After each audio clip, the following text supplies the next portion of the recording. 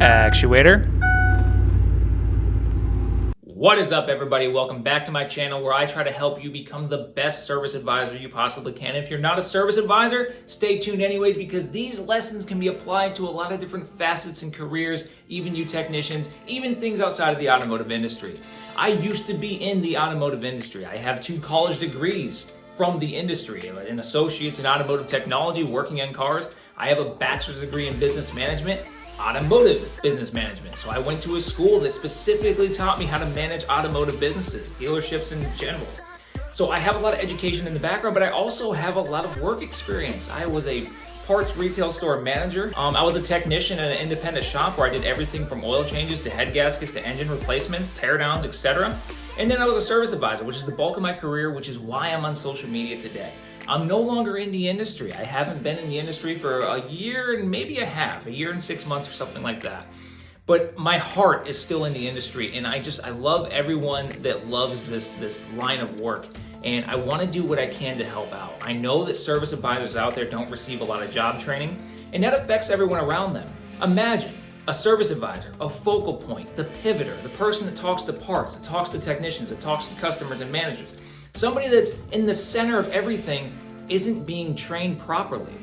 So we have a very major communication and logistical struggle because we're sending all these bits of information through somebody that's in a chair that doesn't know how to be in the chair, that's not trained for the position, and it's not their fault. It's the fact that the employers are not training these people because, in my experience, managers, for some reason, think that a service advisor is an entry-level position that anybody can fill. Just because you can hire anybody for the job. You can make good money as a service advisor. You can have a great career as a service advisor. So the line is rather long for that job, but the job is very difficult. It's one of, if not the hardest job in a dealership to fill. It's stressful. You can handle from 40 to 30 to 60 to even 100 plus clients at a time, depending on what your dealership has going on. And it's the same for an independent shop. And it sticks with you too. When you have a customer and it's Friday, you have a customer until Monday, which means you have customers over the weekend, which means they're gonna try and reach you. If your cell phone number's out there in circulation, I feel bad for you. So basically the lesson here is I wanna help service advisors. And that's the point of this video. I'm just gonna throw out a couple of quick, helpful tips for anybody starting out as a service advisor or anybody that's been a service advisor but hasn't had that proper training. I know it's lacking out there. So I just want to start with, what is a good service advisor? A good service advisor is a customer's hero. That's essentially it. They have to be a good communicator. They have to have a good understanding of what their position is. They have the good product knowledge. They have to have professional outlook and appearance. They also have to be great at just customer service in general. A lot of people make the mistake to think that service advisors are like subject matter experts and that's their primary role. And while that's a very important piece of the pie, piece of the puzzle, if you will, you also have to be, and this is more important than anything, a customer service professional. It's customer experience. That's what we do as service advisors. A customer comes in, we greet them, we talk to them, we get their concerns, give them promise times based off of those concerns, and we act as the technician's advocate. We have to think like the technician, ask questions the technician's gonna have, because we're gonna turn and then tell the technician what the customer said, and at that point, we become the customer's advocate. See how pivotal this role is? Technicians don't have time to talk to all the customers. That's why service advisors are there. They're the logistic communicator between the two. They represent both the customer and the technician. Very important. And if they're not representing or listening or speaking properly, that means the technician's speaking French while the customer's speaking Spanish, and that doesn't work.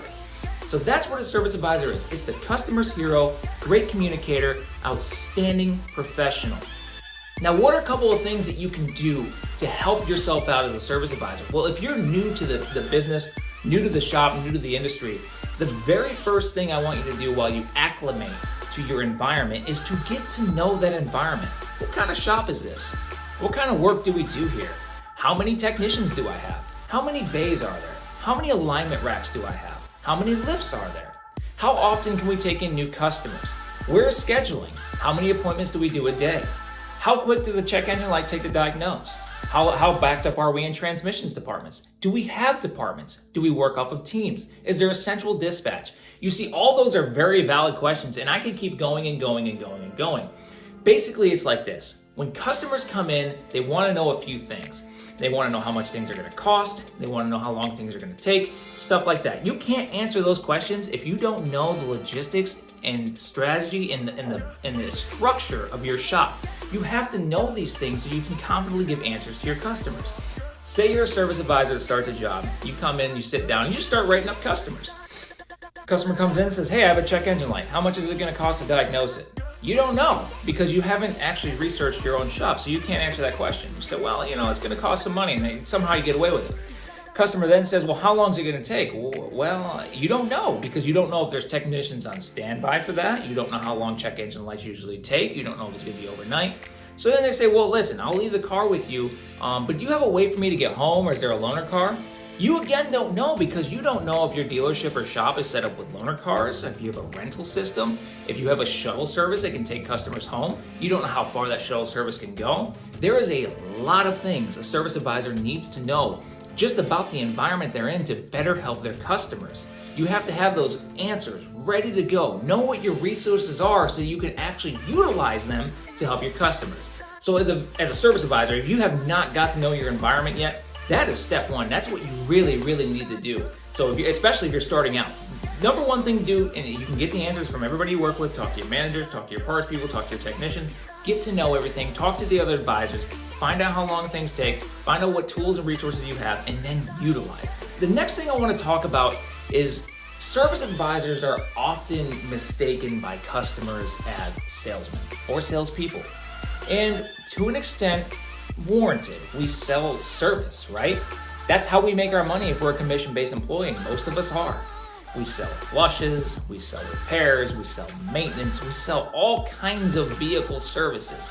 But that's not the primary way we need to focus on it. You see, here's the trick that nobody's telling you, unless you've been told. I'll be impressed. Let me know down below if you've been told this, or if you already heard it from me, because I've said it before. You see, the thing is when there's a car broken down, it's gonna get fixed. And you think to yourself, well, sometimes they decline the repair. Well, guess what? They might decline that repair, but a solution for that customer is going to happen because they're not gonna go without a car for the rest of their life. Whether they trade it in, buy a new one, or get it fixed somewhere else, that something's gonna happen there because they can't take the bus forever. They got kids that have to get to the daycare, they got kids that gotta get to school, they got groceries they gotta get home, they got jobs they gotta get to. That logistical struggle will get solved. And that's the thing about car repair, is that car 9 times out of 10 is going to get fixed. It's going to get fixed. And if they decline to repair with you, that's because you didn't sell yourself as a service advisor. And that's the point of this segment, is to sell yourself, not the service. Well, Chris, if I don't sell service, I'm not gonna make any money. I promise, if you're selling yourself, you'll sell that service with it. You see, the thing is when a customer makes a decision on a repair, they're gonna weigh a couple of things. How fast can it get done? How much is it gonna cost? And then do they wanna repair it with this person? If these two things are in order, they're usually gonna pick you because you can do it fast and for cheap, they're gonna be absolutely. But 9 times out of 10, we can't do things very quick and we can't do things very cheap. We all know where we are as a society and a world right now. And we know that shops are backed up to the gills. So we usually can't really meet the mark on the time and the cost, but we can at least meet the mark as a service advisor. Customer might say, hey, it costs a lot, it's gonna take a while, but Chris is a good guy. And I trust Chris, and I know he's gonna take care of me. And if there's a way that he can help me out, I know that he will. I trust him. I know I'm gonna get a quality repair. I'm gonna go with him. See, the thing is, if you have a service advisor that can really sell themselves, they can overlook the cost and the time. But if you have a rude service advisor that didn't take the time, that doesn't communicate, even if it's gonna be quick and cheap, they're not gonna trust you with the repair. Because while you're saying it's quick and cheap, you don't even call me back. I can never get a hold of you. I don't even know what you're doing with my car these days. So I'm gonna go with somebody else, even if it costs me more money and takes more time, because I don't wanna deal with you. As a service advisor, you need to sell yourself to that customer. It's so critical. Sell yourself, and I promise everything else will follow suit. Focus on customer experience, positive customer experience, and the rest will fall in line. That's a guarantee from me to you. Try it and let me know how it works for you, because I know that it's going to improve your abilities as a service advisor, probably tenfold. One last tip before we wrap up here, and then you guys let me know what else you want to hear about, because I got tips for days, is to set proper expectations for your customers. This is a critical thing. When a customer comes into any service facility, I don't care if it's a fast food place, they have an expectation in mind. Once they communicate with the employee, that's the time to mold that expectation into something that's both good for the customer and the business.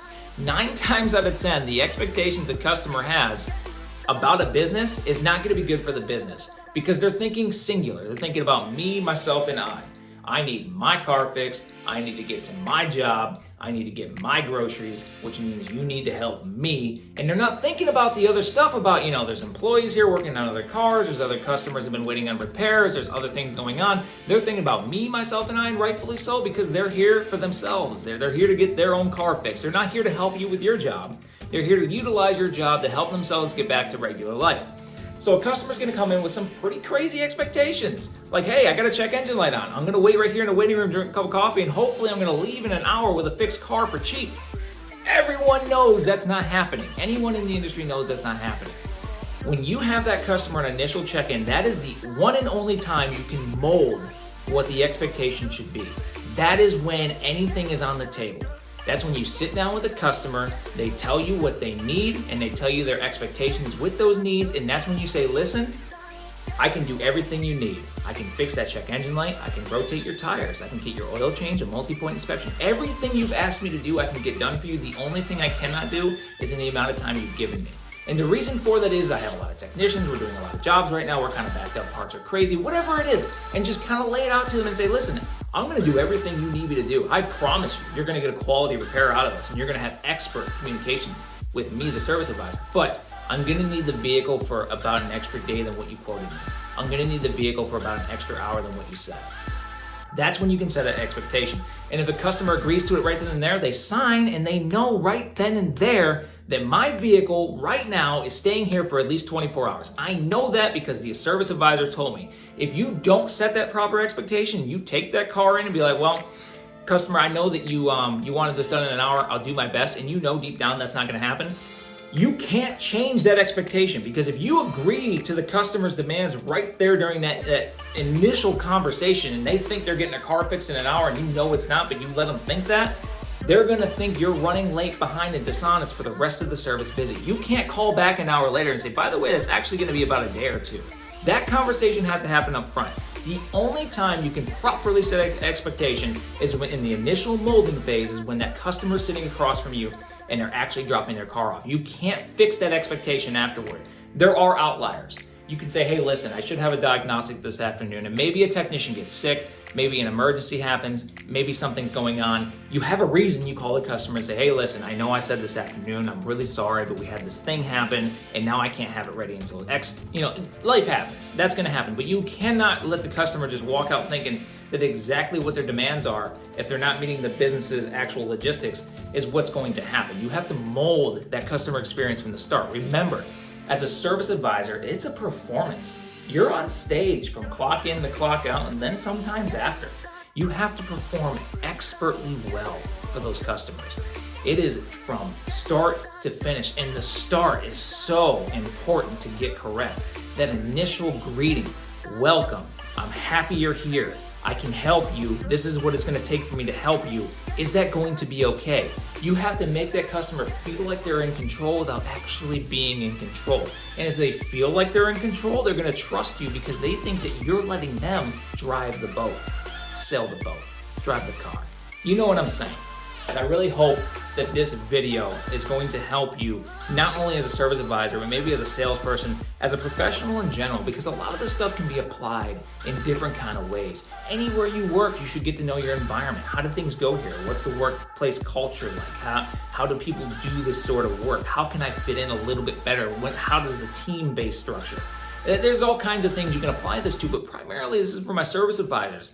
And technicians, I hope you're watching too, because if your service advisors start to do some of these better practices, it's gonna help you out because they are your advocate to the customer. And I know you're working on flat rates, so you definitely want a good service advisor in your corner. Please comment down below. Thank you for all the support. You can find me on TikTok. You can find me on YouTube, Instagram. I have a Facebook page, Snapchat. I'm on everything. So just hit me up, find out. I mean, you can DM me on Instagram. There's an email address coming up so we can talk a little bit more at length. But any topics you guys have for a long-term video, like what we're doing right now, like these 10-minute YouTube videos, I want to get back to producing these. I want to know what's needed in the industry. Remember, I haven't been in the industry for over a year. I'm here to help you.